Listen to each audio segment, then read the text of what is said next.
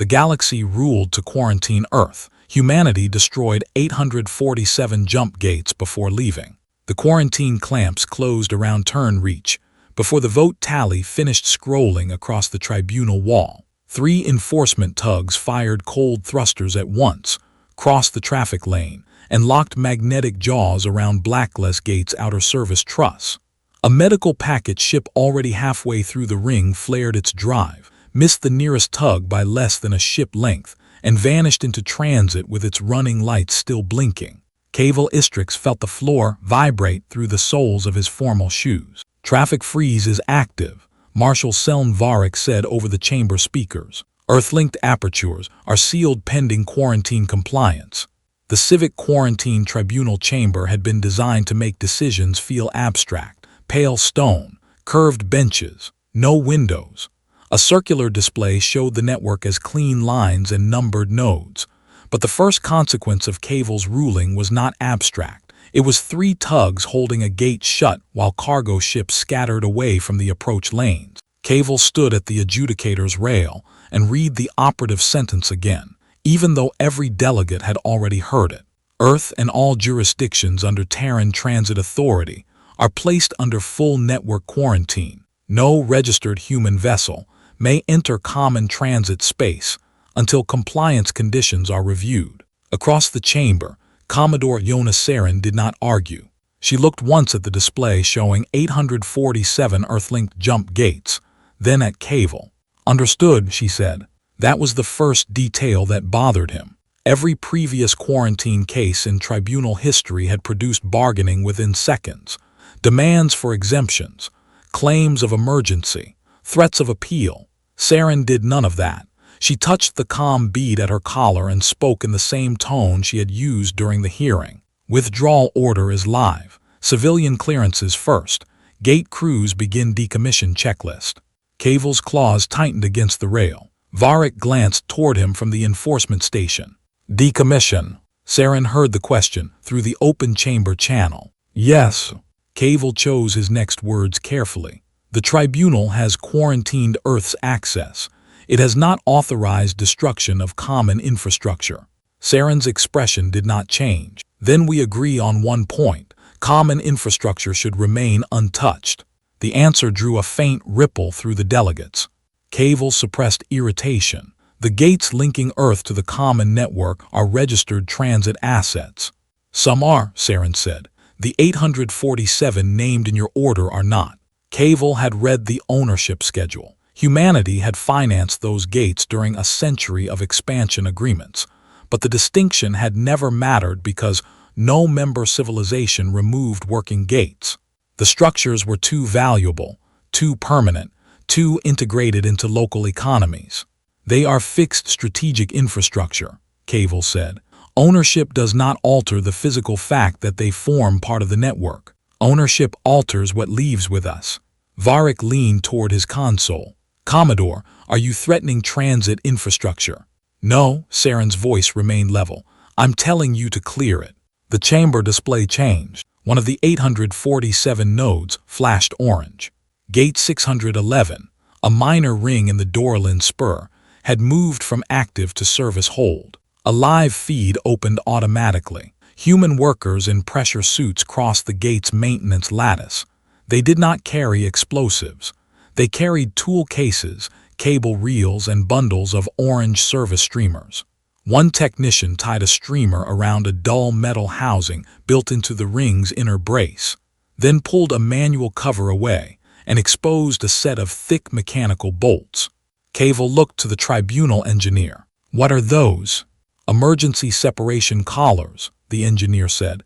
Standard human pattern. For what purpose? If a gate aperture destabilizes, the ring can be broken into electrically isolated arcs before the field cascades through the full structure. Caval stared at the worker, loosening the first retaining assembly. Can that disable a gate? Temporarily, yes. Can it destroy one? The engineer hesitated. I would have said no. That was the second detail that bothered Caval. The tribunal's ruling moved through the network faster than the diplomats did. By the time the chamber recessed, human convoys were already turning inward toward Earth, freight haulers detached from common depots, survey ships abandoned assigned lanes. Patrol craft withdrew from joint stations without incident. No one fired. No one blocked neutral traffic. Human crews simply packed, uncoupled, and left. Cable transferred to Turn Reach because Blackglass Gate was politically the hardest node in the quarantine. It linked earthward traffic to 3 neutral regions and sat only 8 kilometers from a civilian station whose hospitals served ships from 12 species. If humanity wanted to create a crisis, Blackglass was the obvious place. The station was already crowded when his shuttle arrived. Cargo straps vibrated against bulkhead rails as crews hurried through the concourse. Orange arrows on deck displays redirected passengers away from the earthward ring. A vendor had strapped his hot drink urn to a cart and was pushing it toward the inner shelter deck. 2 human gate technicians walked the opposite way, carrying nothing more threatening than tool bags and a roll of orange streamers. Cable intercepted them at the airlock. "You are not authorized to interfere with Blackglass." The older technician stopped. Her name patch read M. Dane. "We're not interfering," she said. "We're making it safe for continued quarantine operation." For removal. Cable's throat went dry. "You cannot remove a live jump gate beside an inhabited station. That's why we're doing the checklist." She offered him a data slate.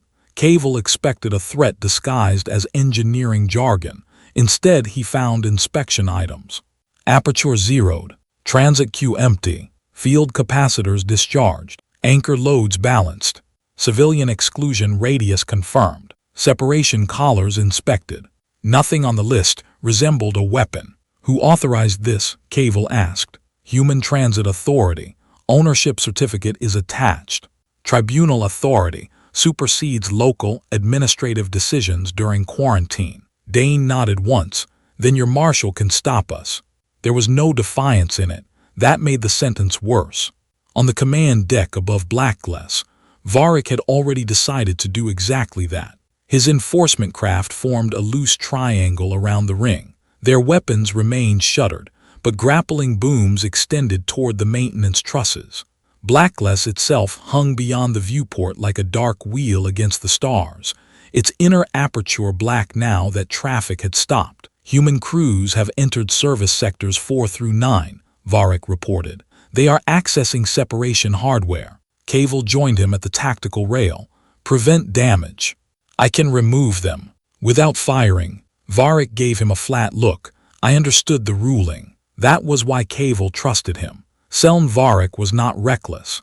He had spent 20 years policing contested transit zones and had ended more disputes by towing ships than by shooting them. "Clamp the ring," Cable said. "Secure control access. The quarantine holds." Varric transmitted the order.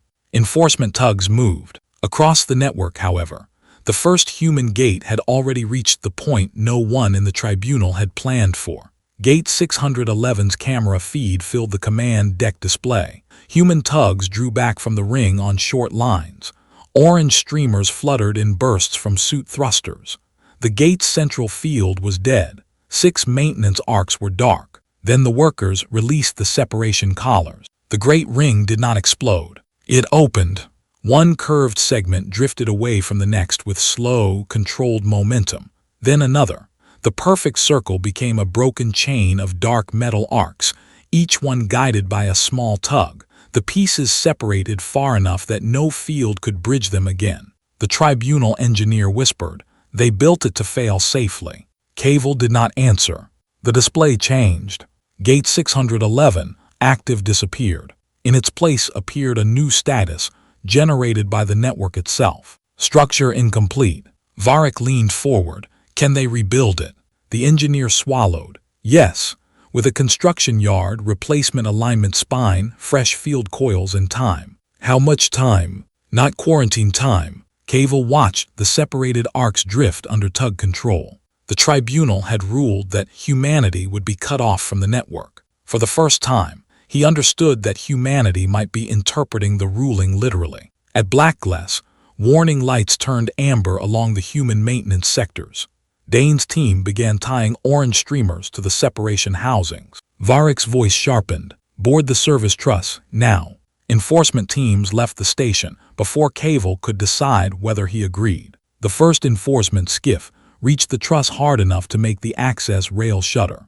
Cavell watched helmet cameras fill the display. Varick's officers crossed in pairs, boots locking to the metal grid.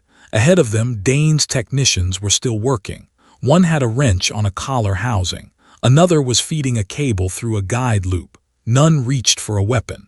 Hands clear, the boarding leader ordered. By tribunal authority, this structure is secured. Dane looked toward the approaching officers, then clipped her wrench to her belt. Copy. Her crew stepped back. Cavell released a breath he had not realized he was holding. Then Dane pointed past the officers.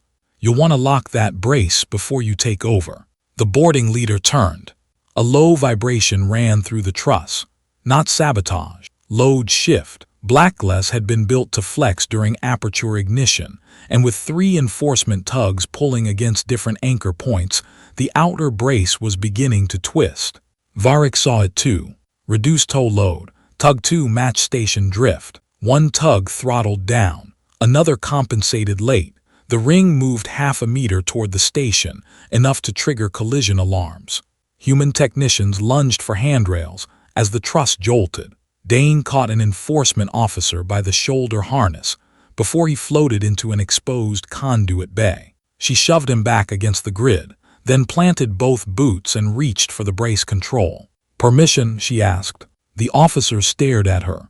Cavell snapped, give it. Dane threw the manual lock. A steel latch slammed through the brace assembly. The vibration dropped. Varick's jaw tightened. Human team withdraw to the station. Enforcement assumes custody. Dane obeyed. Before crossing the airlock, she removed one orange streamer from her belt and tied it to the locked brace. What does that mark? He asked. Unfinished work, Dane said. Behind them, Blackless remained whole. Gate 611 did not. Cavell looked from one image to the other and realized the quarantine had produced a question the ruling had never asked. If the humans stopped owning access, what exactly did the galaxy believe it still owned? Cavell got his answer sooner than he wanted. The galaxy believed it owned continuity. For 3 generations, the Jumpgate network had been treated less like property than gravity. Governments changed. Borders shifted. Operators went bankrupt. The rings remained. Everyone planned around them because everyone assumed a functioning gate once built would still be there tomorrow. Humanity had just removed tomorrow from the contract. By the time Cavell returned to Blackless command, 7 more Earth-linked gates were under human service hold. None had been attacked. At 2, neutral cargo queues were still being cleared. At 3, human crews had already discharged field capacitors and begun removing alignment assemblies.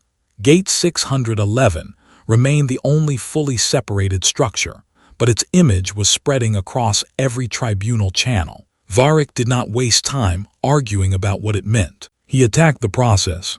Every completed decommission begins with a sequencing authorization from that vessel, he said, enlarging a human support tender on the tactical display. Peregrine Knot was ugly by diplomatic standards. Broad cargo shoulders, multiple tug cradles, no ceremonial hull lines. It sat outside Blackless traffic space with 6 human workboats around it.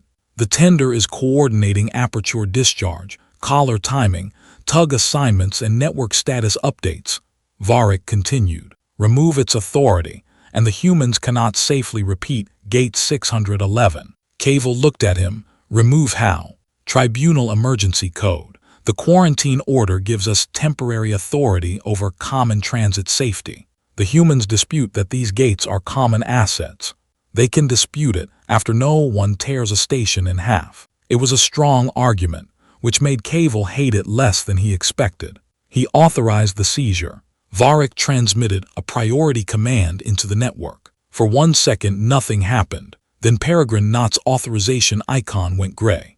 Across the earthward corridor, human work crews stopped. At Gate 204, a tug cut thrust before pulling a ring segment free. At Gate 390, technicians closed a separation housing they had just opened. At Blackless, Dane's abandoned service panel flashed blue and locked itself under tribunal custody. Varick nodded once. There. Cavil felt something close to relief. Then Yona Saren called. Her face appeared on the command screen from Peregrine Knott's bridge. Behind her, a clipped drink pouch floated beside the command chair as the tender adjusted attitude. "You revoked our decommission authority," she said. "Pending review," Cavil replied. "Your first dismantling proves the risk is real. It proves the risk can be controlled. It proves you intend to eliminate transit assets during a quarantine. They are our assets. Commodore, if your crews proceed without coordination, someone may die." Saren looked away from him for half a second, listening to another channel. "That part," she said, "is true." Cavil waited for the threat. It did not come. "Stand down all separations," Saren ordered. "No local improvisation. Hold safe state until we rebuild procedure." Varick's expression changed by a fraction. He had expected resistance too. On the network map, the orange node stopped progressing. The galaxy had found the human dependency. For the next 40 minutes, the quarantine worked exactly as Cavil had believed it would. Human ships gathered on the earthward side. Tribunal enforcement established custody at major gates. Neutral station masters reopened limited local traffic where routes did not enter human space. Delegates began sending congratulatory messages about restored order. Cavil ignored them. He went down to blacklist service level and found Dane sitting on a folded equipment crate outside the locked maintenance airlock. Her gloves were off. Grease darkened the lines of her fingers. The orange streamer still hung from the brace beyond the window. "You complied quickly," he said. "You were right about one thing." "Which thing?" "Doing this badly would be dangerous." Cavil leaned against the opposite rail. "Then perhaps it should not be done." Dane shook her head. "That isn't the same sentence." He almost smiled, then remembered Gate 611's broken circle. Why build a gate with separation points at all? Because field failures don't care how expensive the ring was. Other species use emergency shunts. So do we. Then why design the whole structure to come apart? Dane looked through the window at Blacklist. Because sometimes saving the station matters more than saving the gate. The word stayed with him when alarms began. Not weapons alarms. Load alarms. Gate 390 had a problem.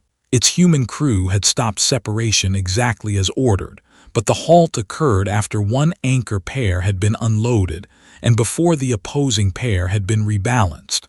The ring was safe while the local tugs held position. One of those tugs now reported a drive fault. The live feed showed the massive ring drifting out of plane. "Tribunal control, we need replacement thrust on Anchor 3, a human technician said.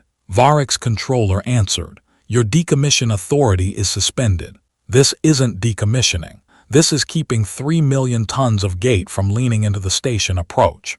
Cavil was already moving toward the lift. "Give them a tug," he ordered. Varick met him at the command deck door. "Our nearest unit is 6 minutes out." The human tug. "Drive temperature runaway. They're shutting it down." On screen, the disabled tug vented coolant.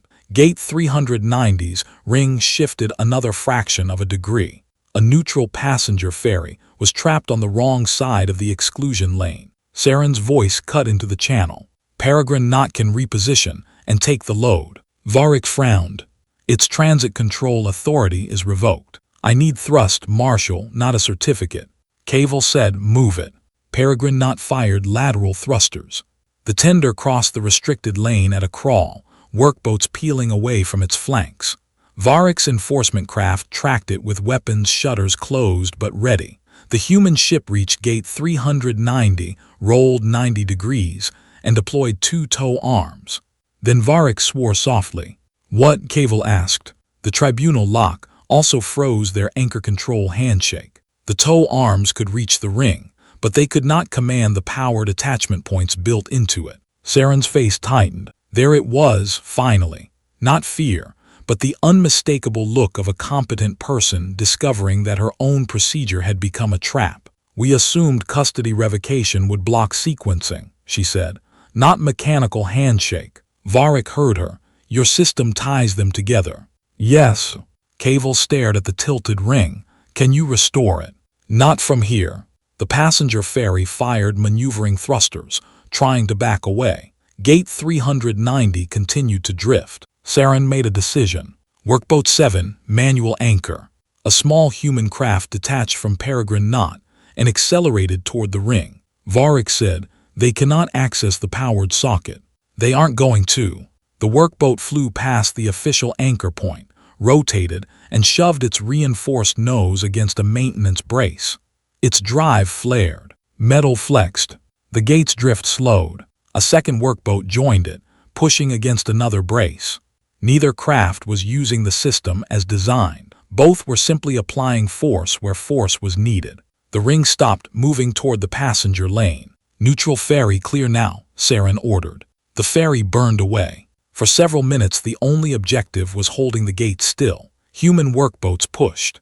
Peregrine Knot matched their motion. Tribunal tugs arrived and took positions opposite them. Human and enforcement crews that had been disputing custody an hour earlier now shared load numbers over an open channel because a ring did not care who had won the argument. When the danger passed, Varric did something Cavil respected. He did not pretend his counter had failed. He said, "The custody lock created that hazard." Saren answered, "Our coupling of safety and authorization created it first." Cavil looked between them. The human plan had failed. The tribunal plan had nearly made the failure worse. Neither side had been clever enough to predict the exact problem. That, more than Gate 611, broke the last comfortable part of Cavil's certainty. Varric folded his arms. "I can restore Peregrine Knot's mechanical handshake while keeping sequencing revoked." Saren shook her head. "No." Cavil blinked. "You need it." "We needed it for the plan we had." "What plan do you have now?" Saren looked toward the web of human crews frozen across 839 remaining active gates. "Not one plan." The answer was not impressive. It was worse than impressive. It was practical. Within minutes, new human instructions began moving through ordinary ship-to-ship channels, not the sea's transit network. No gate was to separate yet. Every local crew was to inventory what could be done without central authority. Manual collar access, local field discharge, independent tug control, physical alignment checks, emergency station clearance. The list sounded like maintenance because it was maintenance. Varric read the first intercepted copy and frowned. "They are rebuilding the process from the bottom." Cavil watched Dane stand, pull on her grease-marked gloves, and face the locked blackless airlock. The orange streamer beyond the window shifted slightly in the circulating air. "Can you stop that?" Cavil asked. Varric studied the network map for a long moment. "Yes," he said. Then, after a pause that mattered, he added, "But not with the same order." Varric's new order reached the enforcement fleet first. "Do not fight the human crews for software. Change the physical problem." At 12 priority gates, tribunal tugs extended structural clamps from nearby stations and locked the rings to external anchor frames. At 6 more, enforcement craft occupied the maintenance clearances human workboats needed for safe separation. No shots were fired. No boarding team touched a human technician. Varric simply made the space too crowded for the checklist to remain true. Blacklist received the heaviest treatment. 2 station booms unfolded from turn reach and closed around opposite sections of the ring. Additional tugs settled into the departure cone, engines hot. The gate was no longer merely a human asset beside a neutral station. It was physically tied to that station. Dane watched the clamps close through the service window. "That changes things," she said. Cavil heard no bravado in her voice. "Does it stop you?" "It stops this version." Varric joined them. "That is sufficient." Dane glanced at him. "For Blacklist, maybe." The marshal's eyes narrowed. A network alert sounded. Gate 728 had returned to service hold. No central authorization had been restored. No human command tender was connected. On the live feed, 3 local tugs moved into position while suited workers opened mechanical separation housings. Cavil stared at the status line. The first human adaptation had become operational. Varric was already calling for a response. Varric's response reached Gate 728 before the humans released the first collar. 2 enforcement cutters accelerated into the maintenance clearance and stopped broadside across the tug lanes. Their weapons remained sealed, Their position alone was enough. The human tugs could not pull ring sections outward without risking collision. "Hold separation," the local human chief said. Varric watched from Blackless command. "Good, now board the control spine." Cavil turned toward him, again, not to see software, to occupy the geometry. The distinction was real. At gate 728, enforcement officers crossed from a cutter onto the spine and anchored themselves to the work grid. Human technicians backed away. For 10 seconds the situation looked solved. Then one human tug fired sideways. Not toward the ring, toward an unused freight mooring 40 meters off plane. A second tug followed. The third drifted backward. Together they changed from a radial pull formation into a crooked triangle that no standard decommission diagram showed. Varric leaned closer to the feed. "They cannot separate the arcs from those angles." The human chief answered on the open safety channel, as if he had heard him. "Not all at once." Workers moved to a different collar pair. One section released. Instead of pulling directly outward, the first tug drew it along the ring's circumference, sliding the dead arc away from the occupied control spine. The second tug took its mass gradually. The third held the remaining structure stable. The enforcement team had blocked the human lane. The humans changed the lane. Varric reacted immediately. Cutter 1 shift to their new vector. The cutter moved. The human tug stopped again. Then the technicians chose another collar. Cavil understood the pattern before the marshal said it. "They are not following a sequence." "They are," Varric replied, "just not one I can predict from the center." Gate 728 came apart over the next 30 minutes in pauses and starts. Every time enforcement occupied a clean path, the human crew found a slower, safe path. Every change required calculations, suit movement, tug repositioning, and another inspection. Nothing was elegant. Nothing was fast.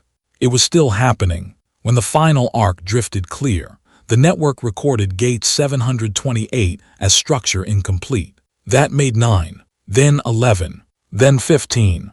Cavil refused to watch the count as if it were a scoreboard. Each gate sat near a station, a depot, a mining route, or a settlement that had planned around it. Every loss had consequences. Ships rerouted. Insurance markets froze. Governors demanded exemptions.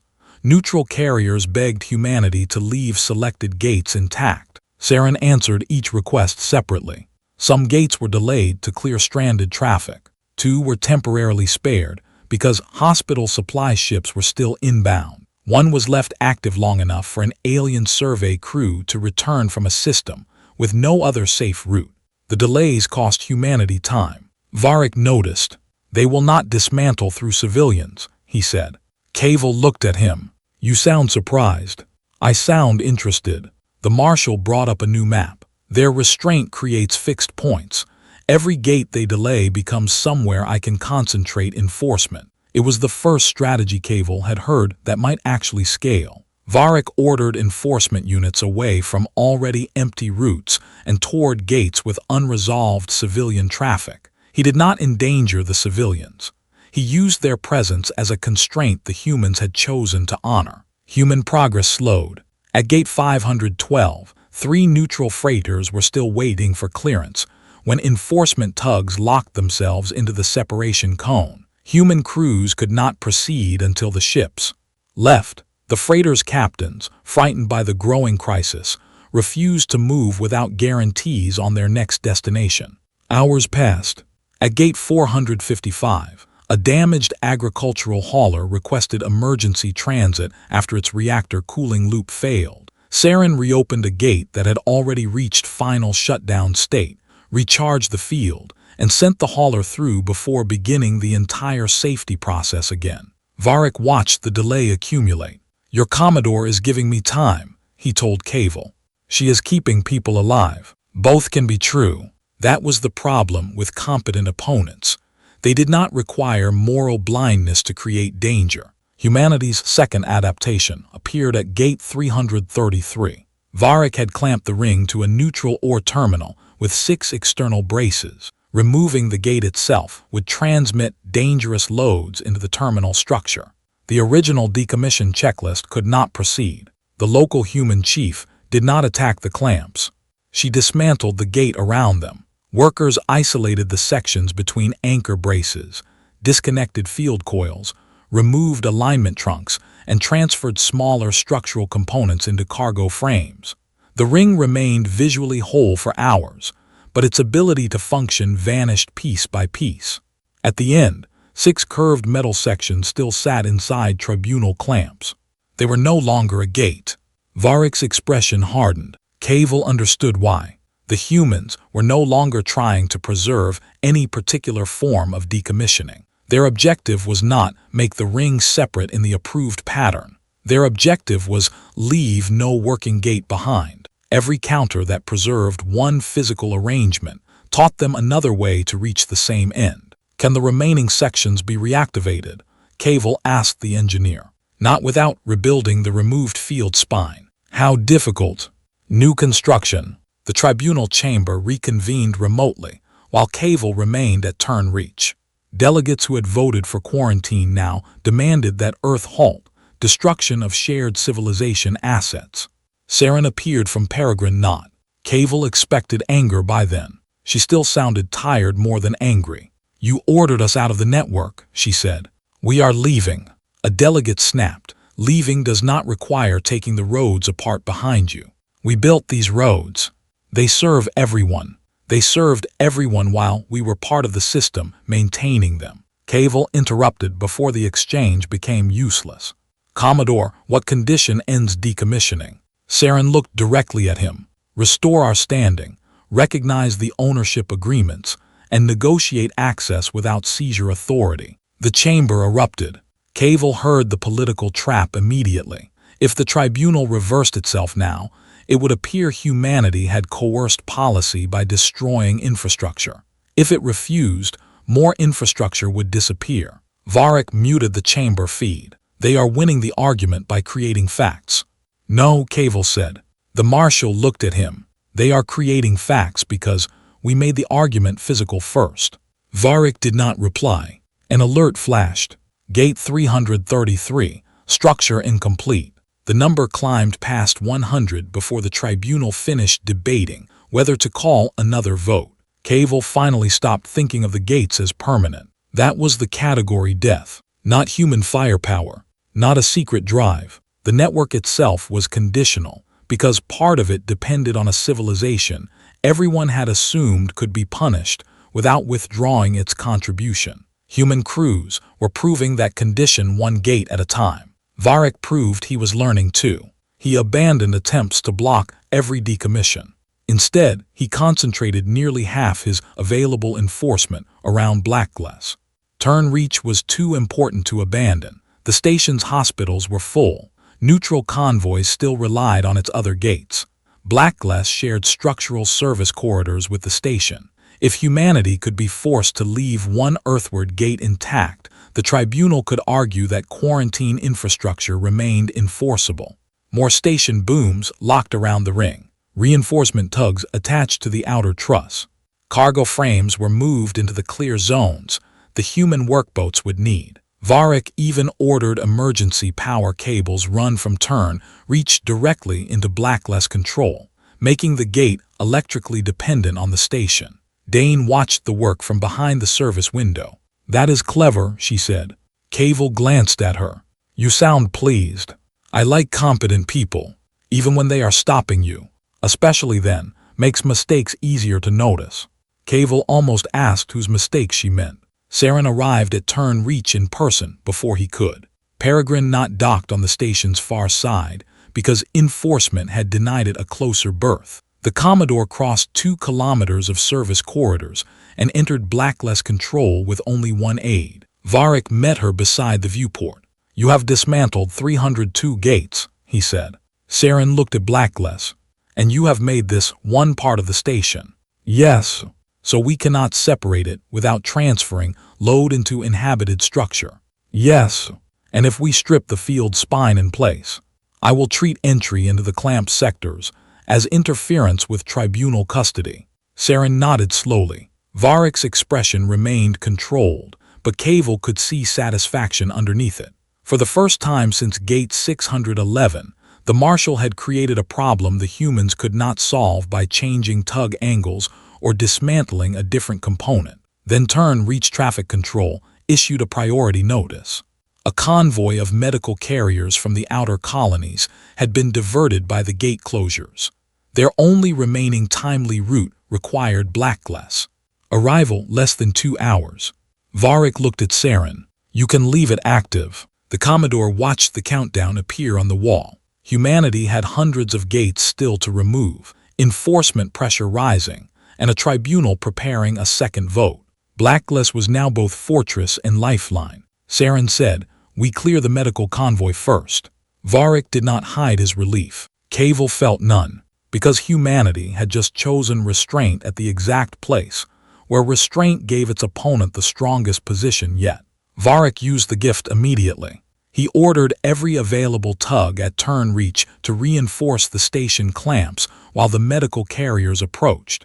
He shifted enforcement cutters into the maintenance volumes and placed boarding teams at both Blackless service locks. He never threatened the convoy. He simply used the time humanity had chosen to give him. Dane studied the new geometry on a handheld display. "We had 3 safe dismantling paths an hour ago," she said. "How many now?" Cavil asked. "None while the convoy is inbound. And afterward." She rotated the image, frowned, and handed it to Saren. "That anchor frame wasn't there before," Saren said. "Installed 12 minutes ago," Varric replied. It linked the ring directly to turn reach's hospital-side structural spine. Damaging it would mean risking the very civilians humanity had delayed for. "Then we do not damage it." Blackless remained intact. For the first time, the question was no longer whether humanity could destroy the gates. It was whether humanity could finish without becoming what the quarantine ruling had accused it of being. The medical convoy reached Blackless under escort lights in silence. 6 carriers approached in a staggered line, their hulls marked with neutral emergency bands. Varric pulled his cutters back just far enough to leave the transit cone clear. Human workboats moved farther still. No one wanted a maneuvering mistake to turn restraint into catastrophe. Cavil stood beside Saren on Blackless control, while the first carrier entered the ring. The aperture ignited. Blue-white field light filled the viewport and washed the orange streamer on the service brace almost colorless. One carrier vanished, then another. The third reported a guidance fault 20 seconds from transit. Varric reacted first. "Hold the aperture, tug 4, intercept." The disabled carrier drifted toward the edge of the cone. A human workboat was closer. Saren pointed, "Dane." The technician was already moving. Her workboat shot from the maintenance shadow, rolled beneath the carrier, and matched velocity close enough for its tug pad to touch the medical ship's lower frame. The carrier's nose came back toward center. Varric's tug reached them and took the opposite side. For 90 seconds, human and tribunal crews guided the carrier together through a gate, both sides intended to control for different reasons. Then the carrier disappeared into transit. The remaining 3 followed. When the aperture went dark, Saren checked the traffic board herself. "Convoy clear," Varric said. "Blackless remains under tribunal custody." "I know. Your safe dismantling paths remain blocked." "I know that too." Cavil looked at her. "Then what happens?" Saren keyed her calm. "All remaining withdrawal crews execute local completion when civilian clearances permit. Peregrine not. Release every portable tug cradle and transfer engineering stores." Varric's eyes narrowed. "You are stripping your command tender." "Yes." "Why?" "Because it cannot help us from where you expect it to be." Across the corridor, Peregrine not undocked. Its cargo shoulders opened. Workboats separated in groups, carrying tool frames, tow cables, portable power units, and replacement suit packs toward human crews elsewhere in the network. The tender became emptier with every departure. Varric understood before Cavil did. "You are giving up your central reserve." Saren nodded. "Already did." That choice carried a cost immediately. Varric ordered 2 enforcement cutters to close on Peregrine Knot and deny it re-entry to Blackless. The stripped tender had too few workboats left to defend its own maneuver space without escalation. Saren could recall the distributed crews or abandon the ship's position. She did neither. Peregrine not, cold engines and accept tow exclusion, she ordered. Her aide stared at her. Commodore, that leaves the tender in tribunal hands. It leaves the crews with the equipment. Varric looked at Saren for a long moment, then ordered boarding teams forward. No weapons fire crossed the corridor. Peregrine not surrendered docking control. Humanity lost its command tender. The gate count kept falling, not because the loss did not matter, because Saren had made the equipment matter more than the hull carrying it. At remote gates, orange status lights turned to structure incomplete as local teams finished the work their own way. One ring was separated into 4 large arcs.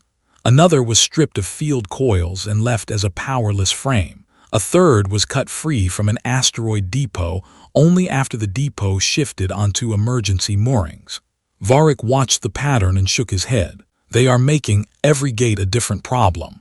No, Cavil said, we are. The marshal looked at him, and they are solving the problem we give them. The second tribunal vote opened, while Blackless remained intact. This time the chamber did not debate whether humanity was bluffing. It debated whether the original quarantine could still achieve anything worth its cost. Cavil cast his vote first. Rescind. The motion passed. A new message appeared on Saren's console. Quarantine order suspended. The control room stayed quiet. Cavil expected relief. Saren only asked, does the suspension restore recognized human ownership without emergency seizure authority? The tribunal clerk answered after a delay. That requires separate ratification. Then withdrawal continues. Cavil closed his eyes briefly. They had ended the punishment, after making the reason for leaving larger than the punishment itself. Varric still had a duty. Blackless is physically attached to Turn Reach, he said. I cannot release custody until the station authority confirms transfer. Saren looked at the ring. Then we do this without the sections you attached. Varric frowned. You already rejected stripping the field spine. My teams occupy the access sectors. We are not entering them. Dane brought up a structural schematic. Human crews had spent the medical delay inspecting everything outside the clamped sectors. Blackglass's emergency separation system was distributed around the ring because no designer wanted one damaged control spine to prevent a safe breakup. They could not remove the segments held to Turn Reach. They could isolate them. The plan was ugly. Human workboats would release only the free arcs, leaving the clamp sections attached to station booms. That would destroy ring continuity but create a temporary imbalance as the detached mass moved away. Tribunal tugs would have to counter the load or the station-side sections could twist. Varric saw the trap. You need my tugs. Yes, Saren said. And if I refuse? Then we wait. Cavil heard the cost in that answer. Human convoys were already gathering for final departure. Every delay exposed them to political reversal, traffic chaos, and a new enforcement order from factions still furious about the gates. Varric could stop the timetable without firing a shot. He looked at the suspended quarantine notice, then at Blackless. My mandate is transit safety. Saren said nothing. Varric opened the tug channel. Match human load plan. We hold the station side. That was not surrender. It was reclassification in action. The last dismantling began. Dane's team crossed the free maintenance truss. Orange streamers marked every collar they had inspected. Human workboats took tension on the first arc. Tribunal tugs braced the opposite side. Collar 1 clear. A latch released. Collar 2 clear. The ring creaked through the station structure. Varric adjusted tug thrust. The first arc drifted away. Then a station clamp on the opposite side slipped. Alarms filled the control room. One attached section rotated several degrees toward a hospital service boom. Abort separation, Varric ordered. Dane was already locking the next collar. Saren studied the load plot. The easy choice was to drive the detached arc back into place, restore temporary continuity, and try again later. The safer long-term choice was harder. Use the free arc as counterweight, she said. Varric snapped toward her. That puts your workboats between moving masses. For 12 seconds. Too long. Then give us more tug. Varric made his decision. Tribunal tugs full lateral. The station-side section slowed. Human workboats swung the detached arc outward. its mass pulling against the ring through temporary cables. The hospital boom cleared by meters. Dane cut the counterweight lines. The Ark drifted free. No one cheered. They still had a gate to kill. The remaining collars released one by one. Blacklist stopped being a circle. Its aperture could never form again. On the network display, the final Earth-linked node vanished. A single line replaced it. 847 gates, structure incomplete. Cavell read the number twice.